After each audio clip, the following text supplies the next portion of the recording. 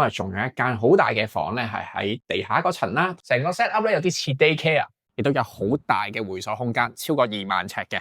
哇，好多鋪頭都開咗咯喎，係啊，有啲似東南亞 style 嘅 food court 咯，真係。唔係啊，你哋應該上榜啊，而家應該。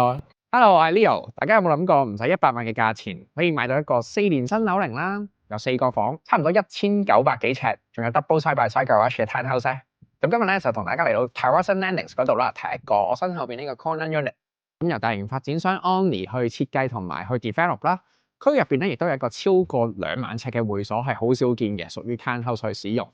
咁亦都係喺區內啦，依家好出名嘅 Terasan Mills 咧，陣間帶大家睇下呢個社區入邊嘅配套。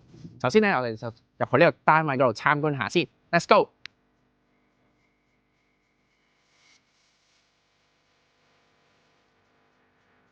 4房嘅 townhouse 咧，大家喺市面上常見，可能1400啊至到1500-1600尺啊，都已經好大間㗎啦。咁有1900尺嘅4房 townhouse， 2個半廁所，究竟大咗喺邊度咧？就同大家慢慢去睇下。首先我哋嚟到2樓啦，正層嘅廚房位置，前面咧一個長過7尺嘅大 island， 個洗手盤啦做咗喺度嘅雙星盤嚟嘅。電器咧嘅配套品牌咧係用 KitchenAid 啦，都係一啲 standard 嘅4房設計嘅，比較淺色啦，成間屋嘅設計。咁個廚房咧個 size 其實咧就同其他嘅4房 townhouse 差唔多啦，我會話。但係大咗喺邊咧？第一個空間嚟到呢個客廳啦。咁客廳咧兩邊啊，我右邊呢一個電火爐嘅位置咧，同埋去到梳化位咧，係度咗咧有足足超過20尺㗎。咁成個空間咧，其實好多時 for 一個 townhouse 嚟講咧，已經係一個 living 同埋 dining 嘅 area 加埋嘅空間啦。咁樓底咧呢度有9尺高啦，可以見到啦。如果你淨係放電視同梳化嘅話咧，個距離咧其實都幾遠。後邊再放餐台咧又可以。咁呢一個位置咧，佢有自己獨立嘅 balcony 啦。咁另外 dining area 嗰邊陣間都仲有一個嘅，所以有主層空間咧，足足有2個 balcony 嘅。咁露台呢度咧都好大嘅，亦都有個 gas hookup 啦，同埋有電掣嘅。見到好多人都有 gas barbecue 喺出邊嘅。咁呢個係主要嘅 living area 啦，所以咧嗰個半次嘅 powder room 咧都係喺 living area 呢邊嘅。咁飯廳咧亦都係咁大嘅喎。因為間屋咧係一個 corner unit 啦，所以特別多嘅空間咧喺側邊嘅位置嘅。依家電視啦同埋左邊嘅牆咧都係有20尺嘅距離。如果我喺度住嘅話咧，就會放一張長餐台食飯啦。之餘咧呢一邊咧可以做一個可能 workstation 啊。你如果中意品酒啊、咖啡啊，做一個 feature wall 咁樣擺晒啲咖啡同埋酒嘅工具啊。小朋友學鋼琴嘅話就擺部鋼琴喺度啊。咁另外啦，呢個 dining area 咧亦都有自己個 balcony 嘅。但係呢邊咧就冇電掣、水掣、gas 嗰啲啦。咁但係如果有朋友嚟喺度食下飯，夏天嘅時候打開窗，呢邊咧同對面屋嘅距離比較遠，係啦，攞杯嘢飲咁樣出 balcony 可以輕鬆傾下偈啊，同朋友都幾舒服。咁呢個亦都係一個 corner unit 啦，所以咧見到咧佢係3邊窗嘅，除咗兩邊嘅對流窗之外咧，側邊咧亦都有一個海光窗啦，所以單位咧係比起中間嘅單位更加去光猛同埋通透嘅。咁我哋依家睇完正層之外咧，就上上層嗰度3樓睇埋3間睡房同埋2個洗手間。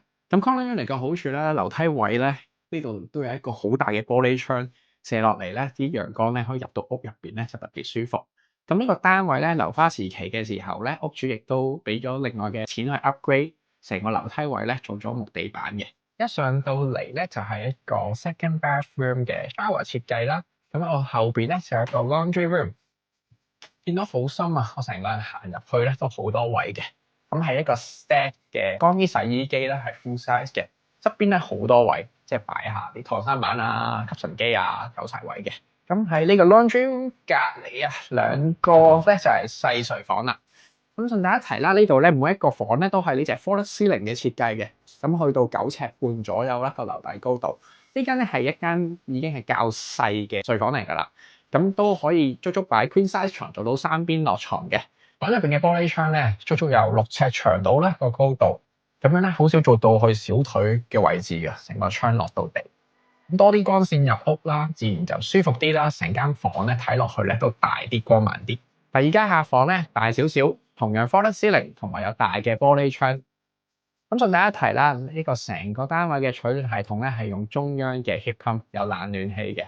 咁你見到牆腳咧就冇一啲傳統嗰啲 heater 啦，咁所以喺房啊、喺廳啊擺傢俬咧就更加 flexible 啦。咁所有嘅出風口咧都係下低黑色呢一啲窿窿嗰度嘅。主人房嘅空間咧非常之大啊！見到擺咗 BB 床之後啦，有 Queen size 床，仲有一張小童床，4個人喺度瞓，夠晒位。嗰邊角落頭咧就仲有位剩添喎呢度。咁呢個主人房咧最特別嘅設計咧就係有2個 walk-in closet 嘅。咁呢度有一個啦，變做咗一掛好嘅 organisers 啦，同埋櫃桶擺衫。另外嗰邊咧就仲有一個喎，呢個仲大啲添。咁就係啦，2個人1人1個唔使爭啦。咁同大家睇埋個主人套房嘅洗手間，洗手間亦都係一個 double sink 設計啦，兩邊嘅做咗地熱嘅，成個廁所咧都有暖氣啦 ，bathtub 同埋 shower 咧都有晒噶啦，而且係一個乾廁嚟嘅，又有窗啦，咁一個好舒服嘅設計。睇完樓上3間房咧，咁啊仲有一間好大嘅房咧，係喺地下嗰層啦，同埋有一個大車房嘅。咁我哋依家咧係喺屋嘅入門口嘅位置啦。好多嘅 townhouse set 嘅正門咧，都係喺地下嗰層嘅。咁呢一個屋苑嘅 corner unit 咧嘅設計比較特別，就有一個 split level 喺地下嗰層同埋2樓 living level 嘅中間，咁有一個大嘅玻璃窗咧入到嚟有少少玄關位，同埋一個大嘅 closet， 咁就擺褸同埋鞋嘅。咁我哋依家咧就落去下低嗰層睇埋最後嗰間房同埋個車房。第4間呢間房咧有 townhouse 好少嘅設計啦，因為第4間房咧，多數窗比較少，比較陰暗嘅。咁呢間房咧有好多嘅窗啦，非常之大喎。見到依家擺咗咁多玩具喺度，有彈床啊、千秋啊、樓梯啊，係一個 play area。成個 set up 咧有啲似 daycare， 出邊咧仲有個 private 嘅後院添。咁小朋友可以喺出面踢波啊，夏天嘅時候咧，有一個吹氣嘅泳池游下水又得。咁如果好似今日咁天氣唔係咁好啊，入翻嚟玩咧都好多空間嘅。咁如果冇小朋友嘅話咧，呢度咧都可以 set up 一個私人嘅影院。咁如果中意健身嘅朋友啦，呢度咧亦都夠晒寬敞啊，成個空間可以鋪啲膠地氈喺度，擺好多 gym 嘅 equipment。咁因為亦都有個 private 嘅 backyard 啦，咁你拎啲架撐嘅時候咧，搬嘢咧就比較方便啊呢個位置。咁呢個 double side by side garage 喺我隔離放咗架 full size SUV 喺度。另外一邊咧冇停車，但係呢個位置咧係長過嗰邊嘅。其實成架 full size truck 咧都放得落。咁另外啦，呢度亦都做咗頭先我哋行落嚟樓梯位嗰度2個位咧有2道門嗰度做咗一個 storage area。咁熱水爐啦同埋個 furnace 咧都係喺車房嗰度嘅，係用即熱式嘅設計嘅，咁就冇嗰個儲水式啦。咁所以咧就唔使慳住用水啦，用幾多就 heat up 幾多。大家睇完個單位啦，覺得100萬都唔使喎，點解咁平嘅咧？咁其實咧呢個 Terrazon 咧成笪地方咧係原住民擁有嘅，所以呢度嘅物業咧都係一個租借地權嘅形式啦。由你起好樓嗰一日計啦，其實發展商咧同原住民咧借咗呢個土地嘅使用權嘅99年日。咁大家又會問啦，咁一般銀行嘅貸款會唔會同 freehold 永久地權嘅物業有分別咧？咁其實咧有咁長嘅租借年期咧就唔會嘅，通常咧去到唔夠25年啊，甚至20年咧，銀行嘅貸款咧嘅要求咧先會比較複雜啊，甚至有機會話借唔到嘅，所以大家都唔使特別擔心。咁當然啦，呢啲租借地權嘅物業咧，會比起永久地權嘅物業咧個價值咧係會低少少嘅。咁但係咧，亦都個 affordability 啦，同埋個性價比咧就更加高。所以如果大家想用平啲嘅價錢，更加大嘅空間咧，呢類型嘅物業咧係值得考慮嘅。咁呢個屋苑咧一個好大嘅賣點啊，社區型嘅設計，亦都有好大嘅會所空間，超過2萬尺嘅。首先我哋嚟到會所出邊啦，室外見到，咁佢有啲 EV charger 咧俾住客用啦。後邊嘅會係一個籃球場同埋一個 play area。咁亦都有一個室外嘅泳池嘅，我哋陣間可以會所嗰邊嘅正門入去，帶大家參觀一下。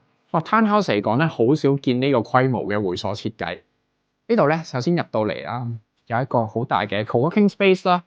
咁你住客可以喺度讀下書啊，或者 work from home 嘅時候啊，喺度用都可以嘅，唔使 book。仲有2個好大嘅球場，有壁球場啦，同埋一個 full court size 嘅籃球場。咁游泳池可以喺呢度同大家睇啦。係個室內游泳池嚟嘅，都幾長都幾深，有個 game room 啦，唔使 book 嘅。嗰邊咧就係要 book 嘅一個 entertainment lounge，咁對住個泳池好正嘅。咁如果有一個大型嘅 party 咧，就可以 book 嚟呢度咧去用啦。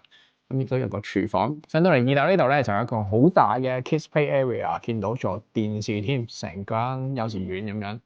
另外咧對面咧就係一個好大嘅 fitness centre 啦。咁咁亦都有好多玻璃窗嘅，可以喺度做 gym 跑步，睇住出邊嘅風景。咁Terrassen呢一邊咧，其實就靠近 BC Ferry，咁所以去 Vancouver Island 玩啊，嚟到啦就比較方便嘅。咁最近我哋平時 Metro Vancouver 嘅地方咧，就會係 Richmond 啦。非繁忙時段揸車過去15至20分鐘左右。咁如果要用交通工具嘅話咧，可以最近就係 Richmond 嘅 Beachport SkyTrain Station。咁呢邊咧有601號巴士同620號巴士咧，大概9個至50分鐘度咧就可以去到，跟住轉 SkyTrain 咧去 Vancouver 其他嘅地方。咁講開 Terrassen Landing 呢一頭啦，其實咧都好多 walking distance 咧可以去到大型嘅超級市場，好似 Walmart 啊、Home Depot 啊。咁一個大家嚟 Terrassen 成日去啦，就係 Terrassen Mills 呢個大型嘅商場啦。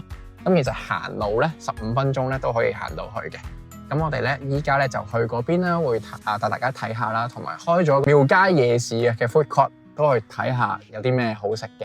校網入邊咧就係小學咧同中學咧 catchment 入邊嘅，都係大概3公里以內，咁車程10分鐘嘅啫。咁一間好出名嘅學校啦，叫做 South Point Academy， 大概係5分鐘車程咧就可以去到嘅。所以呢一個區咧其實都幾適合一啲年輕嘅家庭啦。喺呢邊咧區入邊亦都有晒配套嘅。Terrassen Mills 都可能大家都有嚟過，係一個大溫地區咧其中一個最 kids friendly 嘅 mall 嚟嘅。成個面積咧好大，喺商場行一個圈咧，冇1公里咧都有800米，而且入邊咧好多小朋友玩嘅配套，包括呢個 Flyerland 啊。如果出邊冬天嘅時候，尤其是去唔到 playground 咧，呢個就係你嘅救星啦，其中一個。其實呢個規模有啲似我哋喺香港啊，甚至曼谷啊，邊有勁多嗰啲 slides 啊，跟住有 bouncy castle 啊，有得跳彈床啊咁樣。咁同埋呢個商場咧，有一啲鋪頭咧提供咗啲動物汽車啊、電車啊嗰啲，騎咗上去隻牛牛或者豬仔嗰度嘅。咁成個 mall 咧好多空間俾佢哋去玩嘅。咁今日咧我哋嚟咧就唔係睇呢啲 kids 嘅 playground 嘅，主要其實係嚟食嘢嘅。有一個啱啱新開嘅對面叫做廟街夜市，咁開咗 Big Way Hot Pot 啊，依家好紅嘅茶餐廳茶檔啊，入邊都有分店嘅。咁帶大家睇下有咩好食先。哇，好多鋪頭都開咗咯喎。咁其實好似係5月30號先正式 grand opening 嘅。咁依家見到有 Taiyaki 係咩啊？章魚燒嗰啲 friend， 雪糕啊，對面有大味啦，上海嘢 Dynasty 啦。我有啲都未開門嘅其實，但係你見到已經裝修好啦啲鋪位，係有啲似東南亞 style 嘅 food court 咯，真係做得幾好嘅。咁唔使成日嚟嚟去 Crystal Mall 啊，或者 Richmond 嗰啲 Parker Place 啊、金鐘廣場啊食嘢咯，唔錯嘅選擇啊呢個係。唔知喎。Yeah, that's everything。哇！依家我夾咗真係唔使20蚊，15個7毫8啫。其實 lunch time 嚟大味都幾抵，因為呢度16蚊左右，咁仲包一杯嘢飲添，食完又有雪糕。咁我就開餐先啦。如果大家咧對今日介紹嘅單位有興趣嘅話，就快啲同我哋聯絡啦。咁我哋下一條片再見，拜拜。